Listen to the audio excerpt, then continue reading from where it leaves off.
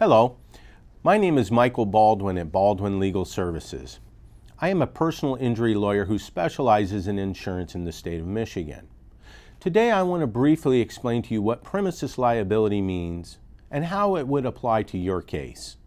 In order to make someone else liable for injuries you sustain on their premises, they must first owe you a duty.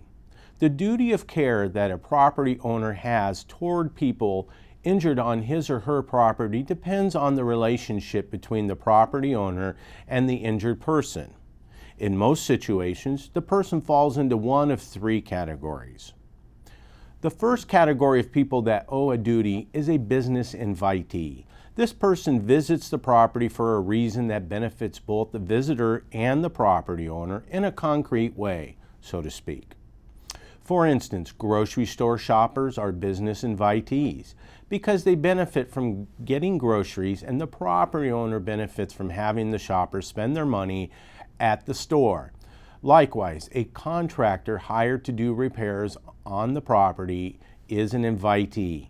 A transfer of money is not required to make a visitor into an invitee, but it is common in invitee situations. The next category of people that owe you a duty is a licensee. This is a person whom the property owner permits on the property, but who is not trading benefits with the property owner. A perfect example of an invitee would be a house guest. The next category of people would be a trespasser. A trespasser is a visitor who comes onto the property without permission of the property owner. A property owner owes a different duty of care to each of these categories of visitor as follows. When we talk about an invitees, the property owner must protect invitees from any dangerous condition that the owner knows or should know about.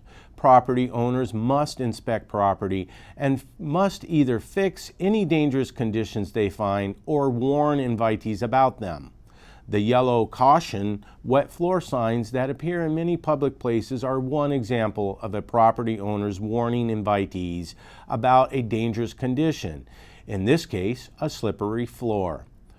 Licensees, a property owner must protect his licensee from dangers he knows about by warning them. He is not, however, required to inspect the premises or to fix dangerous conditions as soon as he finds them. Trespassers. A property owner must not create dangerous conditions on his or her property or make them worse in order to catch a trespasser. However, a property owner is not required to fix dangerous conditions or warn trespassers about them. Premises liability only applies to dangerous conditions on the property. For an example, icy sidewalk, rotted steps, or spilled food on a grocery store floor are all dangerous conditions that fall under premises liability law. Typically, the dangerous condition must be a result of a human creation, which we can define as an unnatural condition as opposed to a natural condition. When facing a premises liability suit, the property owner may rely on one or more affirmative defenses to explain why he or she should not be liable for the plaintiff's injury. A commonly used defense in premises liability cases is the defense of assumed risk. In an assumption of risk situation, the injured person was reasonably aware of the risk that he or she would be taking in a particular way, but went ahead and acted anyway. In Michigan, we define the assumption of risk as the open and obvious dangerous doctrine defense. There are some exceptions to the defense, but typically cases are dismissed against the plaintiff under this defense. An example would be slipping and falling beside an owner's pool while you are swimming at their home. What can you do if you have been injured or on someone else's property? You can contact me right away to discuss the facts of your case and go over your insurance coverage benefit questions so that you understand what insurance coverage you may be afforded.